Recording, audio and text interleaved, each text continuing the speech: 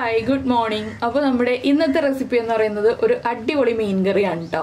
അപ്പോൾ നിങ്ങൾ എല്ലാവരും വിചാരിക്കുന്നുണ്ടാവും ഞാൻ കുറച്ച് ദിവസം മുന്നേ പറഞ്ഞിരുന്നു ഇനിയിപ്പോൾ വ്രതമൊക്കെ അല്ലേ മീൻ കറിയൊക്കെ കുറവായിരിക്കും കുറേ വെജിറ്റബിൾ കറികളായിരിക്കും ചെയ്യുന്നതെന്നുള്ളത് പക്ഷേ ഇന്ന് എന്താണ് മീൻ കറിയുടെ റെസിപ്പിയും കൊണ്ട് വന്നിരിക്കുന്നതെന്ന് ചോദിക്കേണ്ട ഇതൊരു വെജിറ്റേറിയൻ മീൻ കറിയാണ് വെജിറ്റബിൾ ഉപയോഗിച്ചിട്ടാണ് നമ്മൾ ചെയ്യുന്നത് നമ്മുടെ കോവയ്ക്ക മീൻ കറി അപ്പോൾ നമ്മൾ കോവയ്ക്ക തേങ്ങാപ്പാൽ ഒഴിച്ചിട്ടുള്ള മീൻ കറി കുറേ പേര് ചെയ്തിട്ട് നല്ല അഭിപ്രായമാണ് നമുക്ക് വന്നിട്ടുള്ളത് അപ്പോൾ ഇത് നമ്മൾ തേങ്ങ അരച്ചിട്ടുള്ള മീൻ കറിയാണ് സാധാരണ നമ്മുടെ മത്തിക്കറി അയലക്കറിയൊക്കെ ഉണ്ടാക്കുന്ന പോലെയുള്ള ഒരു പ്രോസസ്സാണ് പിന്നെ ഇടയ്ക്ക് കുറച്ച് കാര്യങ്ങളൊക്കെ നമ്മൾ ചെയ്യാനുണ്ട് അപ്പോൾ എങ്ങനെയാണ് നമ്മുടെ ഈ ഒരു കോവയ്ക്ക മീൻ കറി തയ്യാറാക്കുന്നതെന്ന് നോക്കാം നമുക്ക് നമ്മുടെ ഇൻഗ്രീഡിയൻസ് നോക്കാം നമ്മളിപ്പോൾ ഒരു 8-9 കോവയ്ക്ക എടുത്തിട്ടുണ്ട് അതിലേക്കായിട്ട് ഒരു 1/4 കപ്പ് തേങ്ങ ചിരവിയതെടുത്തിട്ടുണ്ട് 2 പച്ചമുളക് 4-5 ഉള്ളി ഇത്രയുള്ള ഒരു പീസ് ഇഞ്ചി എടുത്തിട്ടുണ്ട് പിന്നെ എടുത്തിരിക്കുന്നത് 2 ചെറിയ പീസ് കുടംപുളിയാണ് ഇത് കുടംപുളി തന്നെ ചേർത്തിട്ട് കറി ഉണ്ടാക്കാനാണ് ടേസ്റ്റ് അപ്പോൾ കുടംപുളി ഞാനൊരു അരമണിക്കൂർ മുന്നേ നന്നായിട്ട് കഴുകി വൃത്തിയാക്കി കുറച്ച് വെള്ളത്തിൽ ഇട്ട് വെച്ചിരിക്കുകയാണ് എന്താണെന്ന് വെച്ചാൽ ആ കുടംപുളിയുടെ ടേസ്റ്റൊക്കെ ആ വെള്ളത്തിലേക്ക് ഇറങ്ങിയിട്ട് ആ വെള്ളവും കൂടി നമ്മൾ ഈ കറിയിലേക്ക് ചേർക്കുന്നുണ്ട് തക്കാളി ചേർക്കുന്നില്ല കേട്ടോ തക്കാളിക്ക് പകരമായിട്ടാണ് കുടംപുളി ചേർക്കുന്നത് അപ്പോൾ തക്കാളി ചേർത്തിട്ട് തേങ്ങാപ്പാൽ ഒഴിച്ച് മീൻകറി നമ്മൾ നേരത്തെ ചെയ്തിട്ടുണ്ട് ഇത് നമ്മൾ തേങ്ങ അരച്ച് തന്നെയാണ് ഉണ്ടാക്കുക അപ്പോൾ ആദ്യം നമുക്ക് ഈ കോവയ്ക്ക ഒന്ന് കട്ട് ചെയ്തെടുക്കണം കോവയ്ക്ക കട്ട് ചെയ്യുമ്പോൾ കുറച്ച് തിക്നെസ്സോടുകൂടി കട്ട് ചെയ്യാം നമ്മൾ മീൻ കറി ഉദ്ദേശിച്ചിട്ട് ഉണ്ടാക്കുമ്പോൾ ഒരു വലിപ്പമുള്ള പീസൊക്കെ വേണമല്ലോ അപ്പോൾ ഈ ഒരു വലിപ്പത്തിലുള്ള 2 പീസാക്കി ഇനി ഇത് ഒന്നുകൂടി ഒന്ന് രണ്ടാക്കും ഇങ്ങനെ 4 പീസായിട്ടാണ് ഞാൻ കട്ട് ചെയ്യുന്നത് ഇനി ഇതിൽ നമ്മൾ കുറച്ച് മസാലകളൊക്കെ ഒന്ന് അപ്ലൈ ചെയ്തിട്ട് ഇതൊന്ന് ജസ്റ്റ് ഷാലോ ഫ്രൈ ചെയ്തെടുക്കുക എന്താണെന്ന് വെച്ചിട്ടുണ്ടെങ്കിൽ കോവയ്ക്കൊക്കെ ഒരു വഴുവഴുപ്പ് ഉണ്ടാവും ആ വഴുവഴുപ്പ് മാറി കിട്ടാനാണ് നമ്മളൊന്ന് ഷാലോ ഫ്രൈ ചെയ്തെടുക്കുന്നത് അത് നിങ്ങൾക്ക് വേണ്ടാന്നുണ്ടെങ്കിൽ ആ ഒരു സ്റ്റെപ്പ് ഒഴിവാക്കാം ഞാനിപ്പോൾ എല്ലാം ഇതുപോലെ കട്ട് ചെയ്ത് വെക്കട്ടെ അതിനുശേഷം എന്തൊക്കെയാണ് ഇതിലേക്ക് അപ്ലൈ ചെയ്യുന്നതെന്ന് പറയാം അതിനുശേഷം നമുക്ക് ബാക്കിയുള്ള കാര്യങ്ങൾ കാണാം ഇപ്പോൾ നമ്മൾ കോവയ്ക്കെല്ലാം ഇതുപോലെ നീളത്തിൽ കട്ട് ചെയ്തെടുത്തിട്ടുണ്ട് പഴുത്ത കോവയ്ക്ക ഒഴിവാക്കുക കേട്ടോ പച്ച മാത്രമുള്ള കോവയ്ക്ക എടുക്കുക ഇതിലേക്ക് നമുക്ക് കോവയ്ക്കയ്ക്ക് ആവശ്യമായ കുറച്ച് ഉപ്പ് ചേർക്കാം വളരെ കുറച്ച് ഉപ്പ് മതി എന്താണെന്ന് വെച്ചാൽ നമ്മളിതിലേക്ക് ഇനി കറിയിലേക്കുള്ള ഉപ്പൊക്കെ ചേർക്കുമല്ലോ ഒരു 1/4 ടീസ്പൂൺ മഞ്ഞൾപ്പൊടി പിന്നെ ഞാൻ ചേർക്കുന്നത് കാശ്മീരി ചില്ലി പൗഡറാണ് എരിവുള്ള മുളക് പൊടിയാണെങ്കിൽ ഒരു 2 പിഞ്ച് ചേർത്താൽ മതി കാശ്മീരി ചില്ലി പൗഡർ ആയതുകൊണ്ട് ഒരു 1/4 ടീസ്പൂൺ ചേർത്തിട്ടുണ്ട് ഇനി ഇതെല്ലാം ചേർത്ത് നന്നായിട്ടൊന്ന് മിക്സ് ചെയ്ത് വയ്ക്കുക കോവയ്ക്കയിലേക്ക് ഈ പൊടികളൊക്കെ ഒന്ന് മിക്സ് ആയി വരുന്ന രീതിയിലൊന്ന് നമ്മൾ കൈ ഉപയോഗിച്ചോ സ്പൂൺ ഉപയോഗിച്ചോ അല്ലെങ്കിൽ ഇതുപോലെ ഒന്ന് ഇളക്കി കൊടുത്തിട്ടോ മിക്സ് ചെയ്ത് എടുത്ത് വയ്ക്കുക എന്താണെന്ന് വെച്ചിട്ടുണ്ടെങ്കിൽ നമ്മളിപ്പോൾ ഫ്രൈ ചെയ്യുന്നില്ല ഡീപ് ഫ്രൈ ചെയ്യാനും പാടില്ല ഇപ്പോൾ ഇത് മാറ്റി വെച്ചിട്ട് നമ്മളിലേക്കുള്ള അരപ്പാണ് ഇനി റെഡിയാക്കാൻ പോകുന്നത് അപ്പോൾ ഞാനിത് മാറ്റി വയ്ക്കട്ടെ ഇനി അരപ്പിൻ്റെ പരിപാടികൾ നോക്കാം മിക്സിയുടെ ജാറിലേക്ക് നമുക്ക് അരപ്പിനായിട്ട് എടുത്തു വെച്ചിരിക്കുന്ന തേങ്ങ ചേർത്ത് കൊടുക്കാം തേങ്ങയുടെ കൂടെ തന്നെ ഒരു 1/2 ടീസ്പൂൺ മഞ്ഞൾപ്പൊടി പിന്നെ നിങ്ങൾ എരിവുള്ള മുളക് പൊടിയാണ് ചേർക്കുന്നതെങ്കിൽ 1/2 ടീസ്പൂൺ മാത്രം മുളക് പൊടി ചേർക്കുക എന്താണെന്ന് വെച്ചാൽ നമ്മൾ പച്ചമുളകും ചേർക്കുമല്ലോ ഞാനിപ്പോൾ കാശ്മീരി ചില്ലി പൗഡർ ചേർക്കുന്നുണ്ട് 1 ടീസ്പൂൺ ചേർക്കുന്നുണ്ട് പിന്നെ നമുക്ക് ഇന്ന് തന്നെ ഉപയോഗിച്ച് തീർക്കാനുള്ള കറിയാണെങ്കിൽ നമുക്ക് മല്ലിപ്പൊടി ചേർക്കാം അടുത്ത ദിവസത്തേക്ക് വെക്കാനുള്ള കറിയാണെങ്കിൽ മല്ലിപ്പൊടി ചേർക്കണ്ട കേട്ടോ അപ്പോൾ ഒരു 1/4 ടീസ്പൂൺ മല്ലിപ്പൊടി ചേർക്കുക ഇന്ന് തന്നെ ഉപയോഗിക്കുന്ന കറിയാണെങ്കിൽ ചില സ്ഥലങ്ങളിൽ മല്ലിപ്പൊടി ചേർക്കാറില്ല അപ്പോൾ എനിക്ക് കമൻറ്റ് വരാറുണ്ട് മീൻ കറിയിൽ മല്ലിപ്പൊടി ചേർക്കുമോ എന്ന് ചോദിച്ചിട്ട് നമ്മുടെ ഇവിടെയൊക്കെ മീൻ കറിയിൽ മല്ലിപ്പൊടി ചേർക്കും മീൻ കറിയിൽ മല്ലിപ്പൊടി ചേർക്കുമ്പോൾ ആ കറിക്ക് ഒരു കൊഴുപ്പ് കിട്ടും അതുകൊണ്ടാണ് മല്ലിപ്പൊടി ചേർക്കുന്നത് പിന്നെ മല്ലിപ്പൊടിയുടെ നല്ലൊരു ഫ്ലേവറും കിട്ടും അപ്പോൾ ഇനി നമുക്കിത് വെള്ളം ചേർത്ത് നന്നായിട്ട് അരച്ചെടുക്കാം ഇത്ര ഇൻഗ്രീഡിയൻസ് ആണ് നമ്മൾ അരയ്ക്കാൻ ഉപയോഗിക്കുന്നത് ഇനി ഞാനിതൊന്ന് അരച്ചിട്ട് വരട്ടെ അപ്പോൾ നമ്മൾ നമ്മുടെ തേങ്ങ നന്നായിട്ട് അരച്ചെടുത്തിട്ടുണ്ട് ഇനി നമുക്കിത് മാറ്റി വയ്ക്കാം അപ്പോൾ ഞാൻ പറഞ്ഞ ആ ഒരു ഷാലോ ഫ്രൈ സ്റ്റേജ് ചെയ്യുന്നില്ല എന്നുണ്ടെങ്കിൽ ഇത് ഡയറക്റ്റ് ചട്ടിയിലേക്ക് ഒഴിച്ചിട്ട് ബാക്കിയുള്ള കാര്യങ്ങൾ ചെയ്യാം ഞാനിപ്പോൾ അത് ഷാലോ ഫ്രൈ ചെയ്തെടുക്കുന്നതുകൊണ്ടാണ് ഈ തേങ്ങ അരച്ചത് മാറ്റി വയ്ക്കുന്നത് അപ്പോൾ നമുക്ക് ബാക്കിയുള്ള കാര്യങ്ങൾ ചെയ്യാം നമ്മളിപ്പോൾ ചട്ടി ചൂടാക്കിയിട്ട് ചട്ടിയിലേക്ക് കുറച്ച് വെളിച്ചെണ്ണ ഒഴിച്ചിട്ടുണ്ട് ഒരുപാട് വെളിച്ചെണ്ണയൊന്നും വേണ്ട കുറച്ച് വെളിച്ചെണ്ണ മതി ഇതിലേക്ക് നമ്മൾ എടുത്തു വെച്ചിരിക്കുന്ന കോവയ്ക്ക മസാല പുരട്ടിയതുണ്ടല്ലോ അതൊന്ന് ഇട്ട് കൊടുത്തിട്ട് ജസ്റ്റ് ഒന്ന് സ്പ്രെഡ് ചെയ്തിടുക ഇതിപ്പോൾ ചെറിയ ക്വാണ്ടിറ്റി ആയതുകൊണ്ട് നമുക്ക് ഒരുമിച്ച് തന്നെ ഫ്രൈ ചെയ്തെടുക്കാം പിന്നെ നോൺ സ്റ്റിക്ക് പാനിലാണെങ്കിലും ഇത് ഫ്രൈ ചെയ്യാം കേട്ടോ ചട്ടിയിൽ തന്നെ വേണമെന്നില്ല അപ്പോൾ ഞാൻ ഒരു പാത്രം മതിയല്ലോ എന്ന് വിചാരിച്ചിട്ടാണ് ചട്ടിയിൽ ഇങ്ങനെ സ്പ്രെഡ് ചെയ്തിടുന്നത് ഇതിനി ഒന്ന് മീഡിയം ഫ്ലെയിമിലേക്ക് ഇടുന്നിട്ട് ജസ്റ്റ് ഒന്ന് ഫ്രൈ ആയി വരണം ഒരുപാട് ഫ്രൈ ആവണ്ട ഇത് കോവയ്ക്കയുടെ ആ ഒരു നനവൊന്ന് മാറി കിട്ടണം അത്രയേ ഉള്ളൂ അപ്പോൾ അതിനാവശ്യമായിട്ടുള്ള വെളിച്ചെണ്ണ മാത്രമേ നമ്മൾ ഒഴിച്ചിട്ടുള്ളൂ കേട്ടോ ഒന്ന് ഫ്രൈ ആയി വരട്ടെ ഒരു 2-3 മിനിറ്റ് 2 സൈഡും തിരിച്ച് ഇട്ട് കൊടുക്കുക അത്രയേ ഉള്ളൂ അതിൽ കൂടുതൽ ചെയ്യേണ്ട ആവശ്യമില്ല അപ്പോൾ നമ്മൾ കറിയിലേക്ക് ഉപ്പ് ചേർക്കുമ്പോൾ ശ്രദ്ധിക്കേണ്ട ഒരു കാര്യം എന്താണെന്ന് വെച്ചാൽ നമ്മൾ കോവക്കയിൽ ഉപ്പ് ചേർത്തിട്ടുണ്ട്.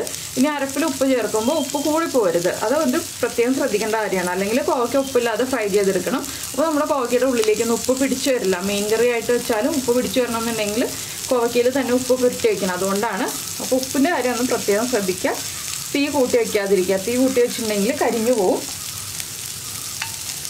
ഇതൊന്ന് ഇപ്പുറത്തെ സൈഡിലേക്കും തിരിച്ചിട്ട് കൊടുക്കുക.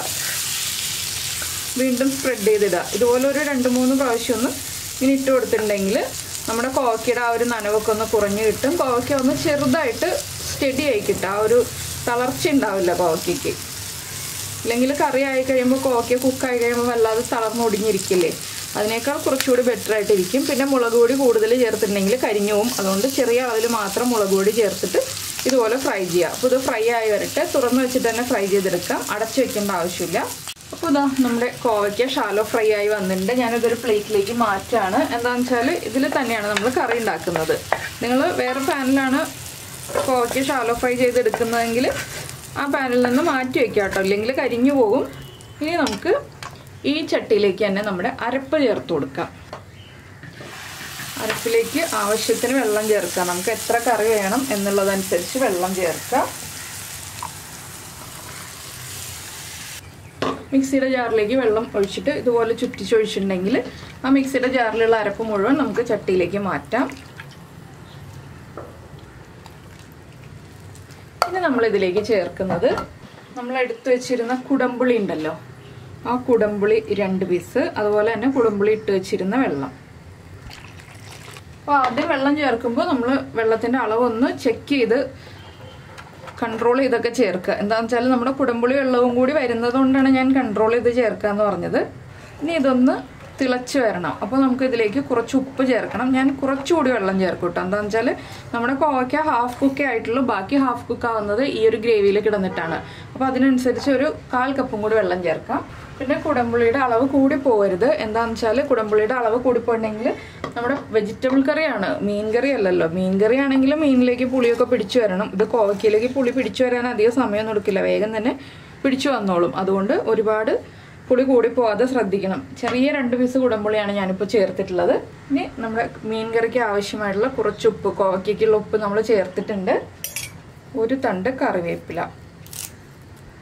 പിന്നെ എരിവിനായിട്ട് നിങ്ങൾ എരിവുള്ള മുളക് പൊടിയാണ് ചേർത്തതെങ്കിൽ 1 പച്ചമുളക് ചേർത്താൽ മതി. ഞാനിപ്പോൾ കാശ്മീരി ചില്ലി പൗഡർ ചേർത്തതുകൊണ്ട് 2 പച്ചമുളക് ചേർക്കുന്നുണ്ട്. ഇനി ഇതൊന്ന് തിളച്ച് വരട്ടെ, അതുവരെ നമുക്ക് വെയിറ്റ് ചെയ്യാം. ഇപ്പോൾ നമ്മുടെ കറി നന്നായിട്ട് തിളച്ച് തുടങ്ങിയിട്ടുണ്ട്. ഇനി നമുക്ക് നമ്മളിതിലേക്ക് നമ്മൾ ഷാലോ ഫ്രൈ ചെയ്ത് വെച്ചിരിക്കുന്ന കോവയ്ക്ക ചേർത്ത് കൊടുക്കാം. മീൻ ഇട്ടിട്ടാണെങ്കിൽ ഇളക്കാൻ പാടില്ല. കോവയ്ക്കൊക്കെ ചേർത്തിട്ട് ഒന്ന് ഇളക്കി മിക്സ് ചെയ്യുക. അതിനുശേഷം ലോ ഫ്ലെയിമിലാക്കിയിട്ട് അടച്ചു വെച്ച് ഒരു 5 മിനിറ്റ് വേവിക്കുക. കോവയ്ക്ക കുക്കാവണം, ഗ്രേവി കുറച്ച് വറ്റി വരണം. കോവയ്ക്കയിലൊക്കെ ആ പുളിയൊക്കെ ഒന്ന് പിടിച്ച് വരണമല്ലോ, അതിന് വേണ്ടിയിട്ട് അടച്ചു വെച്ചിട്ട് വേവിക്കുക.